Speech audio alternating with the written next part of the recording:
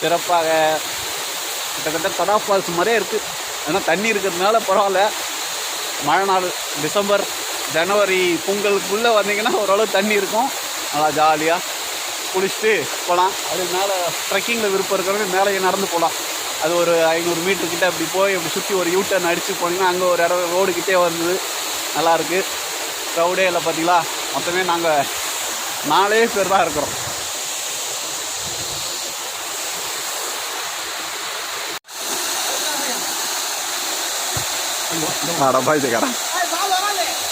எங்க உள்ள போயிட்டா? அரியோ சம்போ.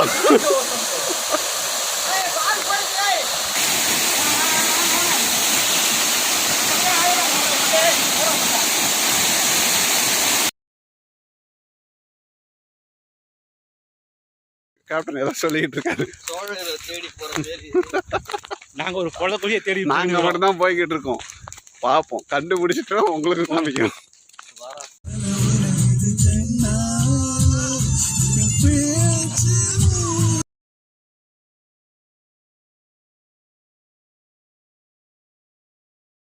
போய்கிட்டு இருக்கோம்னா மான்கொம்பு வாட்டர் ஃபால்ஸை நோக்கி. ஆனால் இந்த ஊரில் சில பேரில் கேட்டால் ஒரு மாதிரி சிரிக்கிறாங்க, எங்கேருந்து எங்கே வந்தீங்க இந்த மாதிரி. இருந்தாலும் நாங்கள் போகிறதுன்னு முடிவு பண்ணி போய்கிட்டு இருக்கோம்.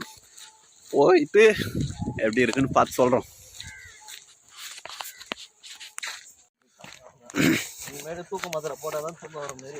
நீர்வீழ்ச்சியை தேடி ஒரு நீண்ட பயணம் போய்கிட்டு இருக்கோம். இந்த சமலாம் படுத்திருக்காங்களே. நெருங்கி விட்டோம்.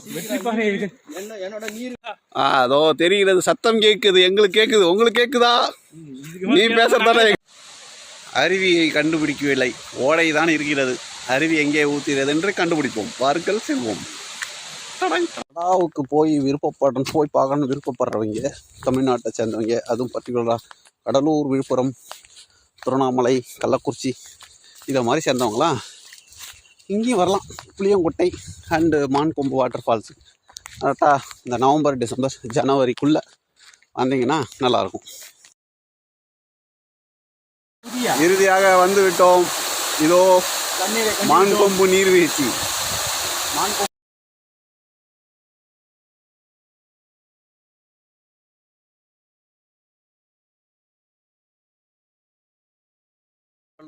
ட்ரெக்கிங் போன மாதிரியும் இருக்கும்.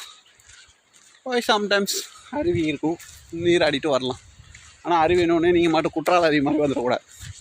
ஓரளவு இருக்கும் அருவி மாதிரி. கொஞ்சம் ட்ரெக்கிங் போகிற விருப்பம் இருக்கிறவங்க அழகாக பாறைகளை கடந்து போய் ஒரு நீராடி விட்டு வரலாம்.